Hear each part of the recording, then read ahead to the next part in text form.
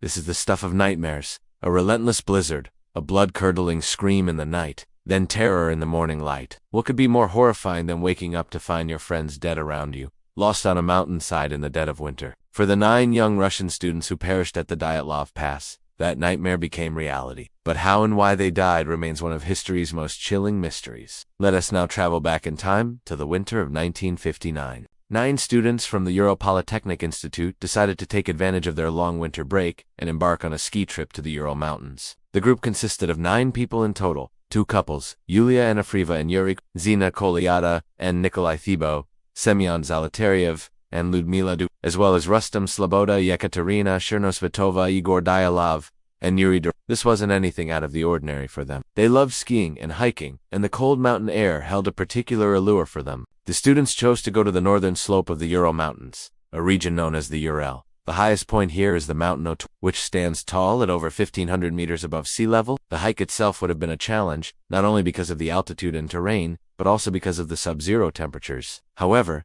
this was not going to intimidate our adventurers. They were prepared for the harsh conditions of the winter wilderness. And besides, they had done something like this before. Their journey began on January 1959. They packed their bags, grabbed their skis, and headed into the vast snowy wilderness. Within 2 days, they had covered a lot of ground, and they set up camp on the evening of January, on a remote slope at the foot of a mountain. They named their campsite the Dyatlov Pass after their instructor, Igor Dyatlov, who was leading the expedition. At this point, we can rely on first-hand accounts of what happened next, specifically on the group's diary entries. On January, everything seemed to be going according to plan. The diary entry for that day was written by Yuri. He wrote about how beautiful the nature was, how the sun sparkled on the snow, and how the team managed to cross a stream without losing their balance.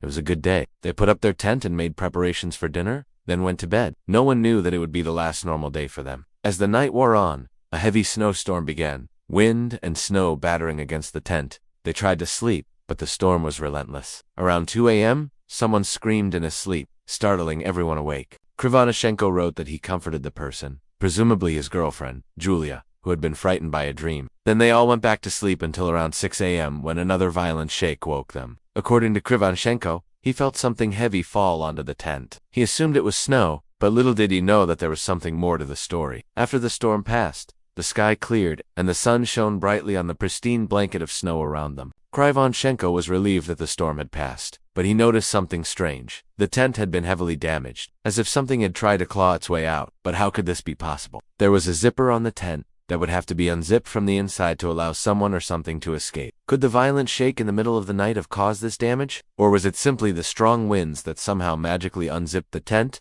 Who knows? But here's the thing. The tent had been cut open from the inside. Someone had deliberately opened the tent from the inside. But why? After taking stock of the situation, they decided to pack up and leave. The diary entry mentions that they did not take their ski equipment, apparently deciding to stick to walking. They started off, leaving the damaged tent behind. However, not all of them left. 4 students decided to stay back, probably resting since they had had a rough night. They said they would catch up with the rest later, but they never did, and no one ever saw them again. Search parties were organized as soon as it was realized that the students hadn't returned. 1 week after the first search party failed to find them, a second one was sent out. They eventually found the tent and discovered that it had been slashed from the inside. Clothing and personal belongings were still inside the tent, but oddly enough, all the shoes were missing. This was especially strange because it was minus 30 degrees Celsius. Why would anyone abandon their belongings and shoes in such freezing temperatures? Panic began to spread among the search party members. They split up into smaller groups to try and comb through the area more thoroughly, and it was during one of these searches that they found the first body. At first they thought it might be one of the experienced instructors, but soon realized that it was one of the students. Ludmila. She was lying face down in the snow, completely naked except for her underwear. She had no shoes or socks and her camera was missing. As they continued their search, they found more bodies. 2 more bodies were discovered near the tent at the bottom of the hill, but the remaining 5 were found on the other side of the pass, over a kilometer away. All 5 had significant injuries.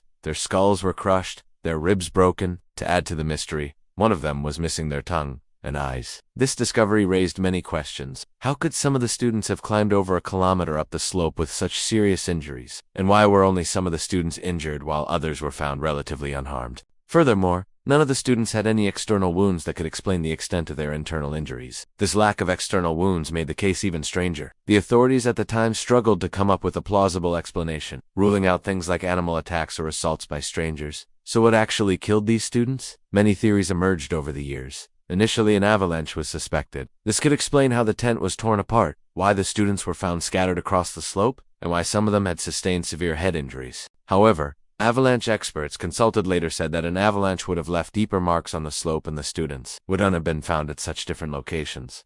Another theory pointed fingers at the military. At the time, the Soviet Union was conducting various military tests in the region. One such test involved a jet-powered sledge that was being developed to transport troops across snowy landscapes. If one of these sledges had gone off course, it could have easily injured or killed the students. Moreover, the military had a history of covering up accidents, and it would not be surprising if they tried to do so again. However, this theory, too, was disproven after investigations failed to find any evidence of an accident involving one of the military sledges. One bizarre theory suggested that the students fell victim to infrasound panic. This happens when people are exposed to sound waves below the range of human hearing, causing feelings of dread and panic. This could explain why the students fled the tent in their underwear in the middle of the night. However, there is no concrete evidence to support this claim. Some believe that the students panicked and tried to escape whatever was in the tent.